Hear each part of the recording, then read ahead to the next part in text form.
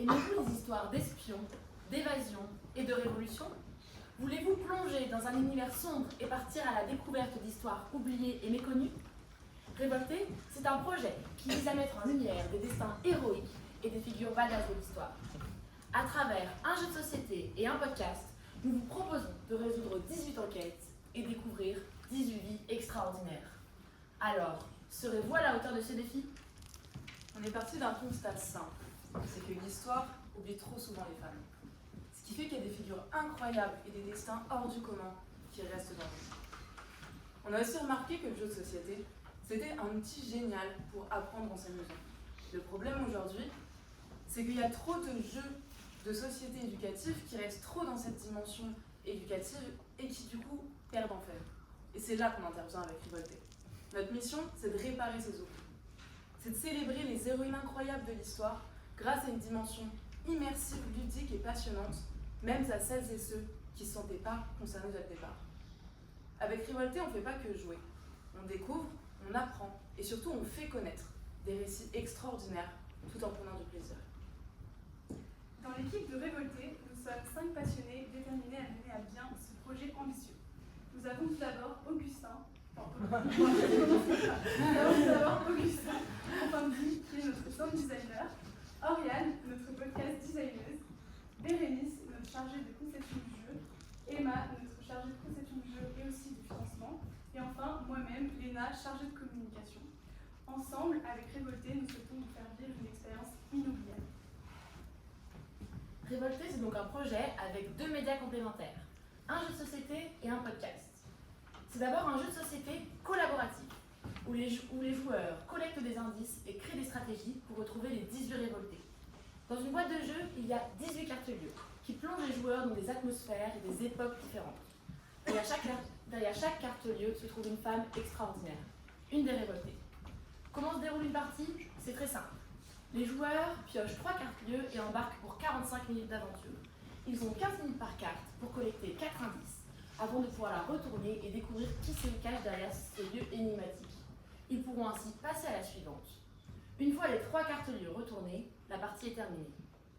Alors, vous l'aurez compris, s'il y a 18 cartes-lieux mais qu'on en a besoin de seulement 3 par partie, c'est parce qu'un des grands intérêts de ce jeu, c'est la rejouabilité. Il est possible de faire 6 parties complètement différentes et de plonger dans des univers, des époques riches et variées. Par exemple, vous pourrez être plongé dans un asile psychiatrique et découvrir la vie de Nelly Bly, puis dans les thermes de Vichy en pleine Seconde Guerre mondiale sur le parcours de Marie-Madeleine Fourcade, et enfin dans un cachot humide et froid du Moyen-Âge à la découverte de la célèbre Aliénor d'Aquitaine. Derrière chaque carte-lieu se trouve une bande sonore immersive qui accompagne le joueur et qui fait surtout office de timer. Au fur et à mesure que le temps passe, la musique devient de plus en plus pesante, stressante et rapide. Alors, écoutez bien et résolvez l'enquête avant d'entendre le coup final. Mais Révolté, ce n'est pas qu'un simple jeu de société. C'est une plongée haletante dans l'ombre de l'histoire. Vous êtes à la recherche du Codex des Révoltés, un document cryptique que certains feraient tout pour garder secret. Votre mission, récolter tous les indices avant qu'il ne soit trop tard et avant d'être repéré.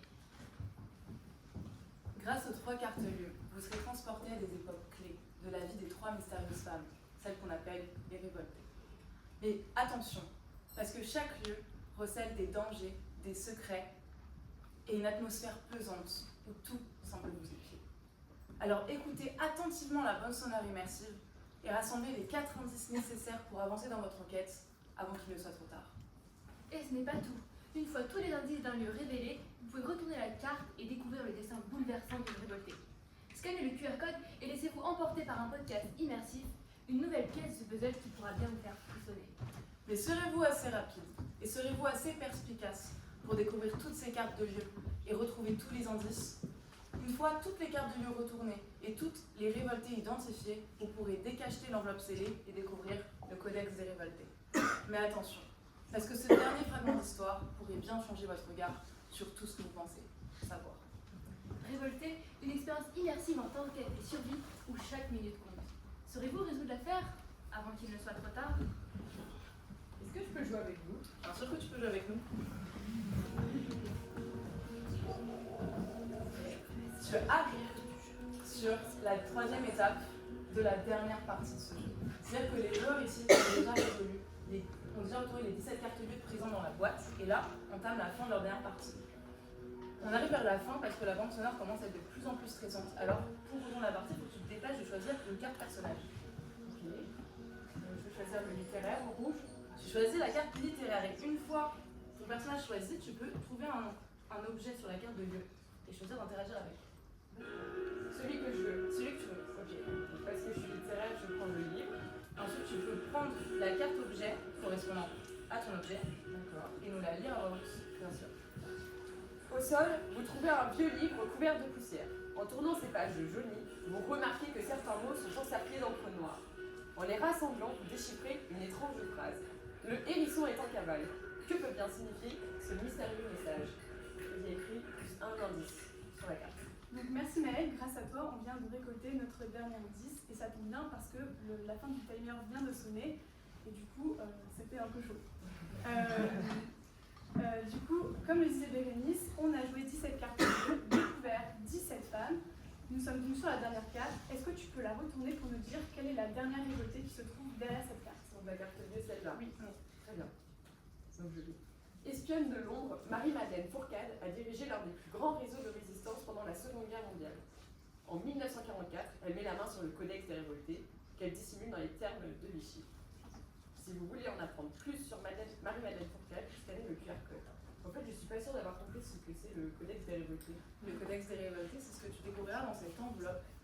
C'est un grimoire mystique dans lequel chacune des femmes de ce jeu ont écrit des secrets sur leur histoire, et donc en l'ouvrant, tu auras accès à toutes ces pans de l'histoire qui sont des faits réels et qui sont oubliés.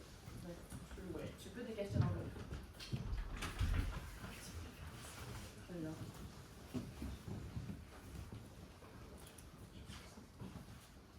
On trouve l'ensemble des révoltés dedans. De Néligaï à Marie Curie.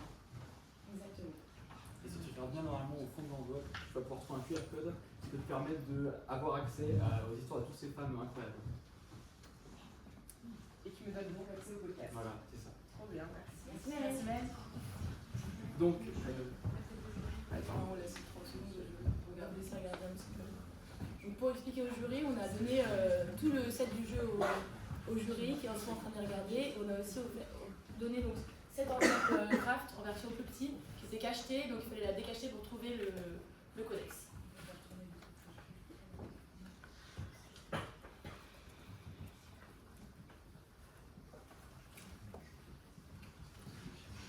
Donc, comme vous venez de le voir, via le QR code qui est caché au fond du codex, Maëlle a donc découvert le podcast Révolté.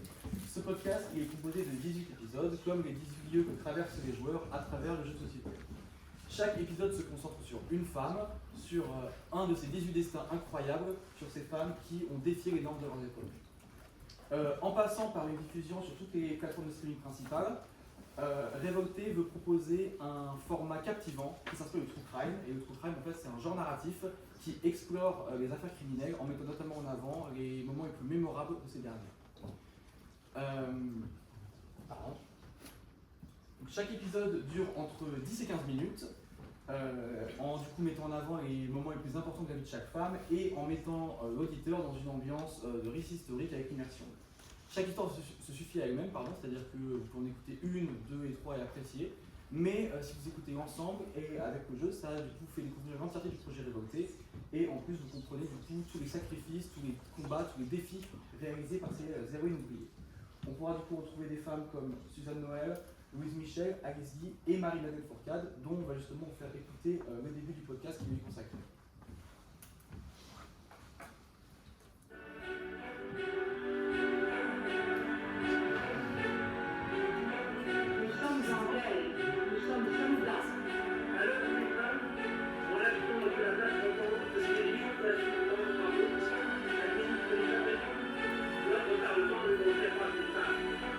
Il y a 50 ans, les ouvrières de Texas voulaient pour obtenir un salaire équivalent à celui des hommes.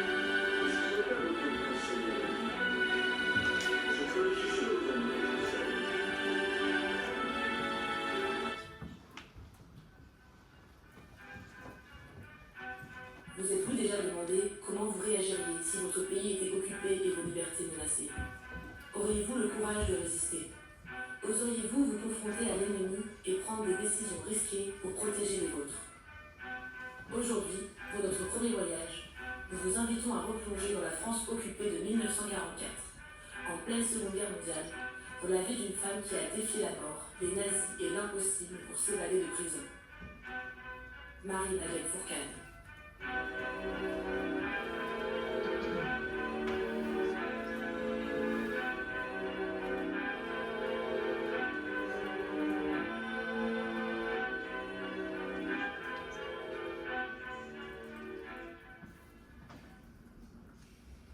Née en 1909, Marie-Madeleine Fourcade grandit dans un milieu bourgeois, dans une France marquée par la Première Guerre mondiale. Dès les premières heures de l'occupation allemande en 1940, elle décide de s'engager dans la résistance, entrant dans un monde d'espionnage, de codes secrets et de périls constants. Bien qu'elle soit une femme, Marie-Madeleine prend rapidement la tête d'un réseau de résistance nommé Alliance, qui est d'ailleurs unique par sa taille et son impact sur la guerre. Sous le nom de code Hérisson, elle dirige plus de 3000 agents à travers toute la France. Mais diriger un tel réseau dans un monde d'hommes et en pleine guerre demande des sacrifices et un sang-froid hors du commun.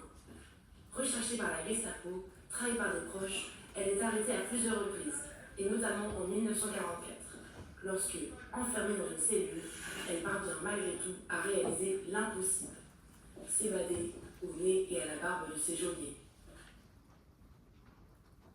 Donc voilà, ça vous donne un petit aperçu de ce à quoi ça pourrait ressembler les différents podcasts les différents épisodes du podcast en version finale.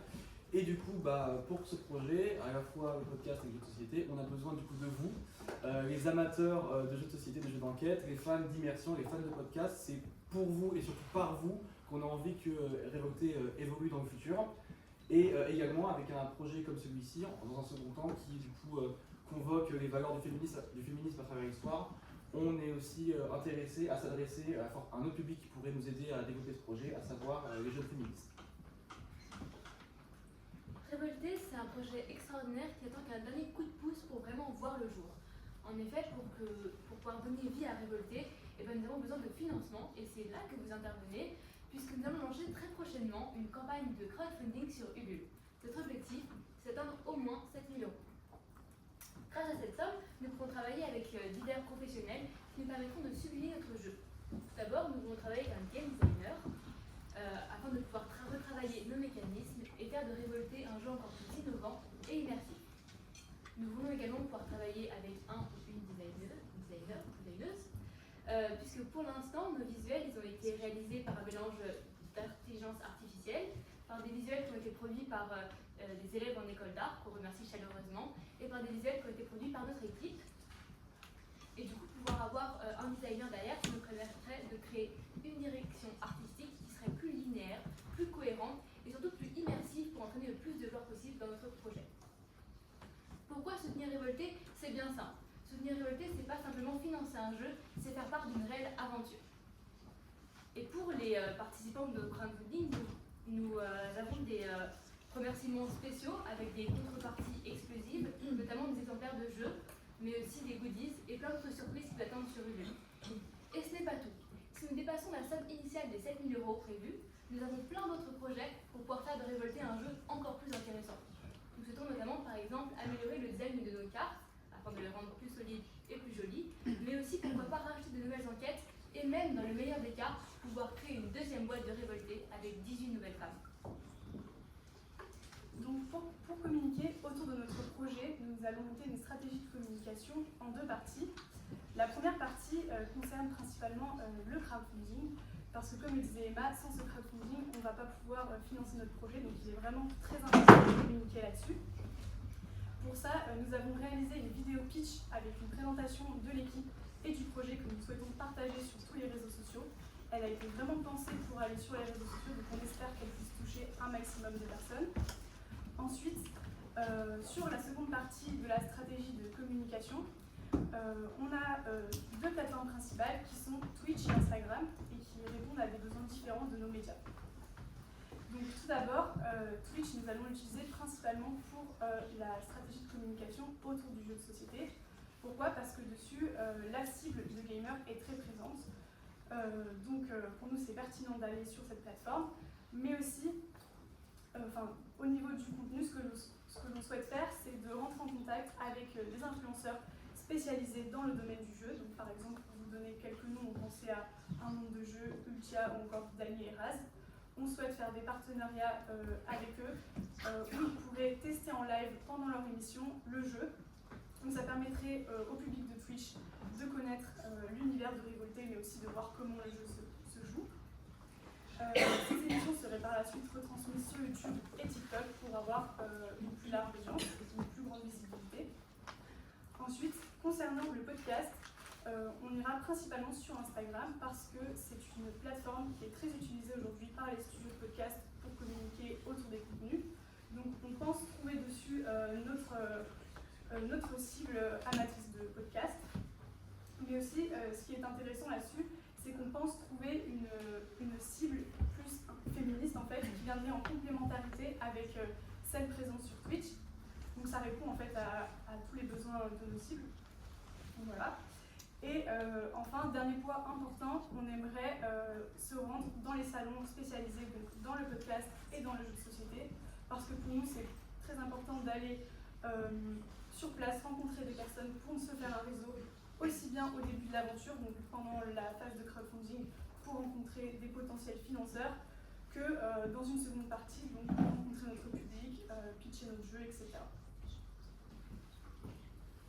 Donc pour terminer, ce qu'on pourrait dire, c'est que si grâce à vous, Révolté obtient le succès escompté, comme Emma l'a déjà un peu dit, on a imaginé plusieurs scénarios qui pourraient arriver dans le futur. Alors d'abord, on pourrait se dire qu'avec la boîte de jeu actuelle qu'on a, si ça fonctionne bien, on pourrait imaginer des nouvelles extensions, donc du coup des nouveaux lieux, des nouveaux personnages qui pourraient du coup encore plus développer l'enquête et maximiser le plaisir du joueur. Et si ça fonctionne vraiment bien, on pourrait carrément imaginer donc une deuxième boîte de jeu avec une enquête complètement inédite, des personnages inédits, des lieux inédits. Et cela amènerait aussi à la création à une deuxième saison du podcast, ce qui ferait qu'on pourrait découvrir des stars et des vies d'autres femmes oubliées de l'histoire. Donc ça ferait que Révolté deviendrait encore plus présent actuellement, mais aussi dans l'avenir, et ça nous permettrait d'imaginer que le projet soit vraiment durable. Voilà, on arrive à la fin de notre présentation. Merci de nous avoir écoutés. On tient à remercier Morgane qui nous a beaucoup accompagnés pendant ces 2 années, Nicolas Roland pour son aide sur le jeu et notamment les mécaniques de game design, les élèves de Brassard bien sûr pour leur aide sur la direction artistique, Anaël pour sa participation à la soutenance qui nous a beaucoup aidé, et évidemment à toute la classe qui nous a conseillé pendant toute la durée du projet. Et enfin Pascal Couer, notre directeur. On va du coup commencer le tour des retours, donc Nicolas. Ouais, non, bravo à vous. Ils ont été sortis admirablement. Le projet est hyper intéressant, j'ai vraiment envie d'y jouer là. J'ai poussé tout le monde, de me mettre sur la table et c'est parti. Donc non, c'est gagné sur le point de me convaincre que le projet il a du potentiel.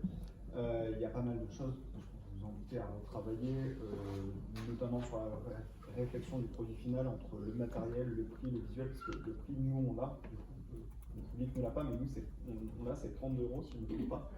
30 € c'est un prix très étrange pour un jeu de société, c'est plutôt 29,99 € ou 24,99 €, on est sur des virgules parce que justement, encore une fois, problème de consommateur. J'ai des questions sur la forme de la narration dans votre jeu. Est-ce qu'on est sur quelque chose autour de la fantasy? Est-ce qu'on est sur du pur réalisme, de l'anachronisme? J'ai pas tout compris là-dessus. On est sur quelque chose qui n'est pas très fantaisiste. En fait, les lieux ils correspondent par exemple au terme du Vichy. Effectivement, c'est pas là où Marie-Madeleine Fourcade a passé le plus de temps, mais c'est un lieu qui est intéressant en termes de game design et en termes d'exploitation. C'est comme un lieu où elle est passée et c'est intéressant. Ensuite, les objets qui sont dedans ont quand même un rapport. Et en fait, on essaie de pas. Au départ, on était parti sur beaucoup d'anachronismes. On s'est assez éloigné de cette idée quand même. Par contre, les cartes de lieux sont différentes et du coup, on fait vraiment des bonds dans le temps en fonction des différentes cartes qu'on a. C'est-à-dire que c'est pas. Enfin, toutes les cartes de lieu de la boîte ne sont pas du tout à la même époque. Et en tout cas, l'idée c'est de faire quelque chose de très dark, comme on a essayé de le dire dans la narration, pour vraiment plonger les joueurs dans une espèce d'ambiance stressante, un peu comme on est plongé dans un escape game finalement, Donc voilà, donc c'est pas du tout de la fantasy, c'est plutôt assez réaliste et on fait des plongées dans le temps en fait. Et aussi quelque chose qui est assez important, c'est la bande sonore immersive, intéressée par Augustin d'ailleurs. Mais en fait, chaque bande sonore est spécifique à chaque carte de lieu et donne des indices contextuels. Par exemple, là, sur la carte de Marie-Madeleine Fourcade, on parlait en même temps que la bande sonore passait, mais à la fin, il y avait des bruits de bottes, ça parlait en allemand et ça tapait sur une porte. Enfin, c'est des choses qui, à chaque fois aussi, sont très réelles, quoi, très immersives. Là, c'est plus sur la partie conseil. Moi, c'était vraiment la plus grosse question que j'avais. Après, je ne vais pas rentrer dans les détails des mécaniques de jeu, etc. Si vraiment votre objectif, c'est d'aller au bout de ce projet, il y a vraiment un parcours pour se mettre en avant, pour être visible auprès du public, d'abord dans le régional, puis après au national.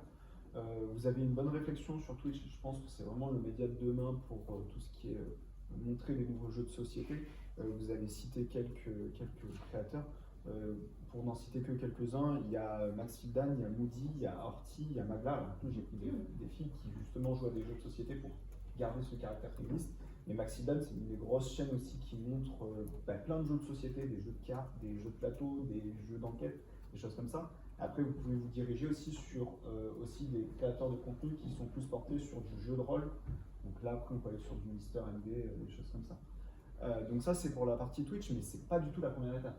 Ça, il ne faut pas l'oublier, parce que là, vous avez déjà en fait un produit qui est quasiment final, voire final, quand vous présentez ça sur Twitch.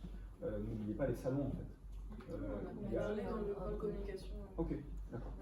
Il y a l'Octogone sur Lyon, il y a Place au jeu ici, sur Grenoble, mais il y a d'autres événements régionaux dans le coin. Il y a sur Annecy, alors j'ai oublié le nom, mais j'ai un étudiant justement l'année dernière qui est arrivé avec son proto et qui s'est fait financer. Donc c'est vraiment des possibilités à petite échelle, quoi. Donc voilà, moi je crois en votre projet, je pense qu'il a un vrai potentiel, notamment sur son placement. Donc bravo à vous. Merci. Continuez comme ça. Ouais, c'est vraiment très chouette, bravo. Ça donne vraiment envie d'y jouer, comme tu dis, Nicolas. Donc c'est l'objectif, donc bien joué. Et puis pareil, dans la démarche, c'est très ouais, c'est ce qu'on a envie d'avoir. Enfin, moi, en tout cas, je parle pour moi, mais des histoires de femmes qu'on peut avoir oubliées, et surtout en plus dans la manière dont vous le formulez, le côté un peu noir et enquête, espionnage, je pense que ça va vraiment bien marcher. Ouais. Ma question, c'est un peu déjà pour comprendre, pour être sûr d'avoir bien compris. En gros, le côté narration, dans chaque partie de jeu, vous auriez une histoire, en quelque sorte, avec les lieux et les indices à trouver et quelque chose. Donc vos joueurs sont un peu comme dans un escape game, pour jouer dans une sorte d'histoire. Exactement. Ensuite, à la fin, le codex, non, quand on réussit le jeu, on a un petit bout d'histoire également. Le codex raconte une autre version de l'histoire ou des choses en plus. En fait, pour des... Enfin, je peux nous le codex, c'est l'histoire de toutes les femmes qui sont derrière chaque carte de lieu. Ouais. Du coup, à la fin de chaque partie, on obtient une clé du codex. Et en fait, d'accord, il n'y a pas de nouvelles informations dans le codex. il y a des informations qui sont assez différentes de celles du podcast. Par contre, derrière chaque carte de lieu, il y a déjà le podcast sur chaque personne. Ouais, c'était un peu là-dessus que je voulais revenir sur le côté. Vous racontez plein d'histoires. Vous avez plein de supports pour raconter des histoires à travers le jeu, le codex plus ou moins, mais je vous fais confiance là-dessus. Et sur le podcast, les histoires en général de ces femmes, est-ce que ça va faire suffisamment de matière pour vraiment raconter 3 histoires par personne? C'est un peu ça. Comment vous n'allez pas vous répéter à chaque fois, quoi? En fait, il n'y a pas 3 histoires par personne, c'est donc dans la boîte de jeu, il y a 18 cartes lieux qui correspondent à ces 18 femmes différentes. Ouais. Et par partie, on pioche 3 cartes lieux. Donc, comme j'ai expliqué, ça peut être une première carte lieu, un cachot, une deuxième carte lieu, des termes de Vichy, une troisième carte lieu, un hôpital psychiatrique. Et en fait, quand on retourne la carte, sur la première carte lieu, c'est l'histoire du coup d'Aliénor d'Aquitaine, sur la deuxième carte de Marie-Madeleine Fourcade, et sur la troisième carte de Nelly Bly. Et en fait, du coup, c'est 3 histoires de 3 femmes différentes, et c'est quand on a réussi à déceler ces 3 histoires qu'on a fini la partie. D'accord. Et en fait, du coup, le podcast apporte des informations complémentaires. Parce que les cartes de lieu, elles sont très immersives, mais finalement, il n'y a pas énormément d'informations qui sont apportées. C'est plus amuser le public, à passer un moment agréable, un moment fun. Ouais. Et après, si on a envie de se renseigner sur ces femmes-là, et ben hop, on scanne les QR codes et on est renvoyé sur le podcast qui, pour le coup, un peu plus informatif, qui raconte quelque chose. Ok. Il y a un podcast par exemple Oui, un podcast par carte bleue. Et aussi, dans le podcast, il y a un peu des rabbit holes. Par exemple, je ne sais pas si vous avez prêté attention, mais la carte que Maëlle a lue, la carte indice qu'elle a lue, on parlait du hérisson. Et dans le podcast, après, on a expliqué ce qu'était le hérisson. Donc ça permet aussi en fait d'avoir un meilleur contexte de cette femme et de rentrer plus en détail dans l'histoire. Ok, d'accord. Ouais, je pense que ça peut bien marcher. Faites juste attention à ce que si vous avez la plupart de votre narration qui est dans le podcast du coup en termes de contenu et dans la petite carte à la fin, qu'il n'y ait pas d'histoire dans votre jeu, au cours de vos jeux, parce que c'est aussi un facteur, c'est aussi très engageant, surtout dans ce style de jeu, d'avoir une narration pour que le spectateur soit engagé dedans. Et du coup, si pendant tout le jeu en fait on n'a pas d'histoire et qu'il faut attendre d'avoir fini le jeu pour avoir des histoires. En fait, par rapport à ça, effectivement, c'est quelque chose à développer. On s'était dit que dans les cartes indices, il y en avait qui se répondaient et en fait, c'était pas des indices random de la vie de cette femme sur toute sa vie qui d'un coup se retrouvait là-dedans. Ils avaient un lien entre eux aussi, tous ces indices. Et du coup, en fait, dans la narration des cartes indices, il y avait des questions. Et on est aussi conscient que ça reste vraiment à développer. Et on sait que c'est aussi un peu notre. Enfin, on n'est pas game designeuse et game designer. Et c'est pour ça justement qu'on veut lancer cette campagne de crowdfunding. C'est pour pouvoir s'entourer de gens de qui c'est le métier. Et eux, ils vont aussi nous aider à apporter cette narration qui a du sens entre chaque carte et tout ça.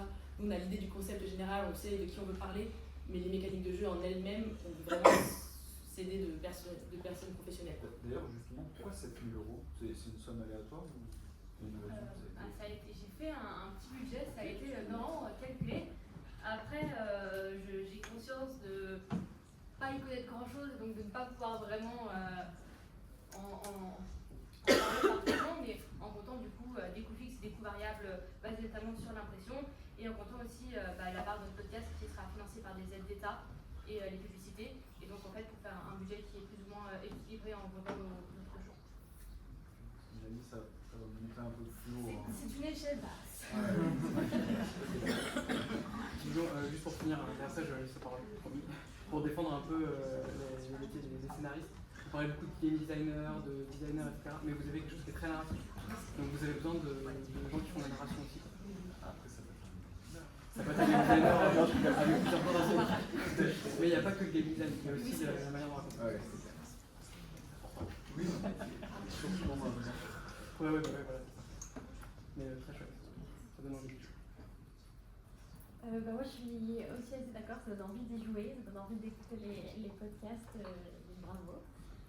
J'avais une petite question sur le Instagram. Est-ce que l'idée c'est vraiment juste qu'il soit relais des podcasts, du jeu, de la campagne de financement, ou il y a une idée de créer une communauté? Et si oui, une fois que les podcasts sont lancés et que les personnalités sont présentées, comment vous fédérez les gens derrière quoi?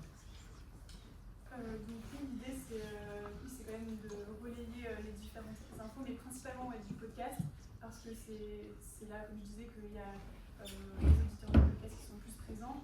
Après, en effet, l'idée serait quand même de pouvoir fédérer une communauté autour, donc préparer du contenu engageant, que ce soit avec des concours, des FAQ, même leur permettre de participer s'ils veulent à nous donner des noms pour les prochaines boîtes, etc. Donc voilà. Et après, oui, l'idée serait aussi de faire vivre les épisodes du podcast. Donc il y en a 18, ça fait quand même un petit paquet, donc on a quand même pas mal de contenu à faire là-dessus. Que ce soit rajouter des détails sur la vie de ces femmes, etc. Ou juste mettre des extraits, c'est quand même pas mal de contenu. Mais voilà, après, si jamais il y a une saison 2 qui arrive, etc., ça rajouterait plus de matière sur ce compte Instagram.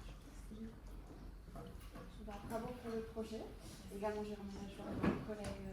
J'espère de le voir au Café des Jeux dans le futur. Moi, j'ai juste une petite question. Comment vous avez choisi les personnages, donc les protagonistes de votre jeu?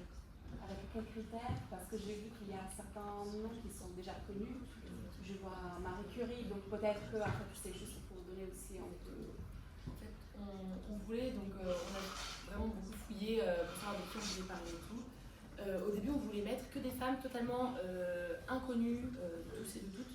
Et en fait, on s'est dit que c'était pas la bonne stratégie pour attirer justement le public qu'on voulait attirer, donc un public qui n'est pas forcément très féministe à la base. Donc c'est pour ça qu'on fait un peu un appât avec Marie Curie, avec Jeanne d'Arc, avec ces femmes qui ne sont pas très connues, même Simone Veil par exemple, elles sont très connues. Et en fait, du coup, c'est un peu une excuse pour leur faire découvrir d'autres personnes extraordinaires qui valent autant d'être découvertes. Et après, comment on les a choisis pareil, au début, le projet était très différent. On voulait parler que d'une seule femme et on voulait parler d'une femme afghane. Et en fait, au fur et à mesure que le temps passait, on s'est beaucoup questionné là-dessus et on avait aussi vraiment peur de faire un peu de l'appropriation culturelle.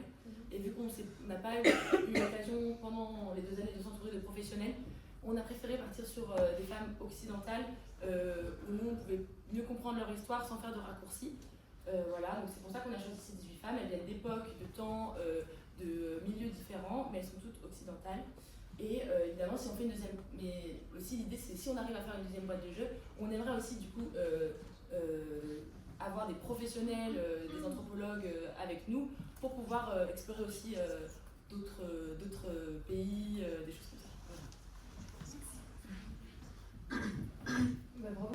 Bravo pour ce projet. Moi, je fais partie de ceux qui aimeraient le tester dès que ça sort.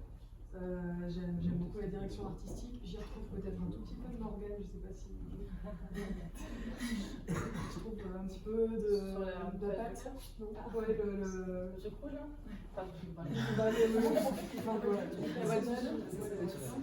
C'est les étudiants qui l'ont fait, donc peut-être qu'il y a une inspiration. En tout cas, ouais, super, voilà, c'est très chouette. Alors, je me pose une petite question. Je ne suis pas du tout une spécialiste de game design, scénarisation ou autre. Par contre, je suis amatrice de jeux de société, voilà, comme beaucoup ici.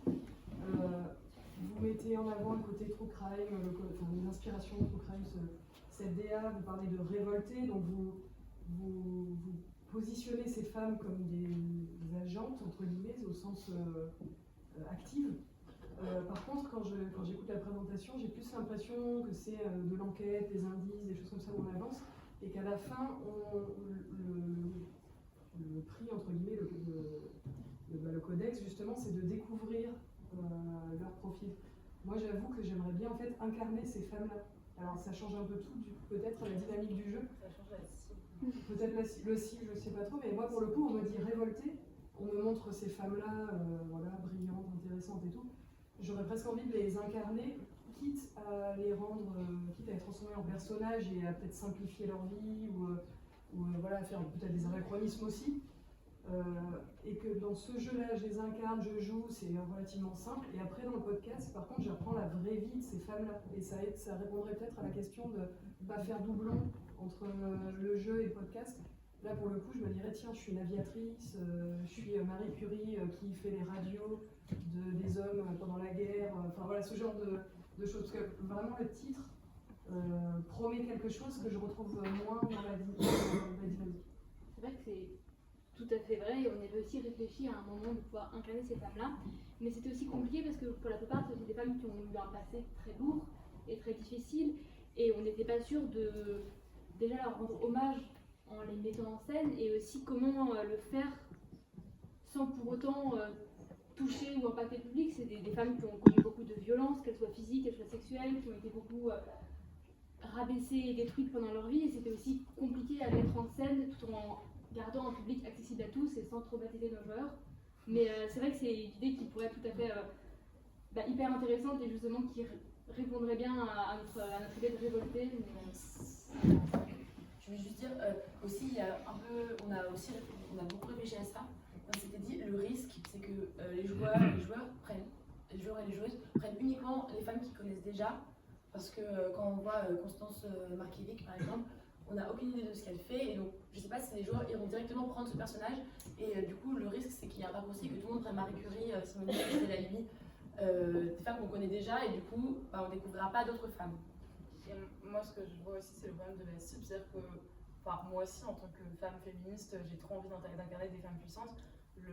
L'objectif aussi de notre projet, c'était de sortir un peu de ces carcans et d'essayer de ces niches en fait. C'est pour ça qu'on fait un podcast true crime et pas juste un truc qui déconstruit l'histoire, qui met les femmes en avant, parce qu'en fait on va parler qu'à des femmes blanches qui ont un bac plus 5 et qui sont déjà convaincues et dont on fait un peu partie, mais je veux dire, le but c'était aussi de démocratiser ça un peu et en fait de faire connaître des noms à des gens qui ne sont pas forcément rentrés dans le projet avec une démarche féministe.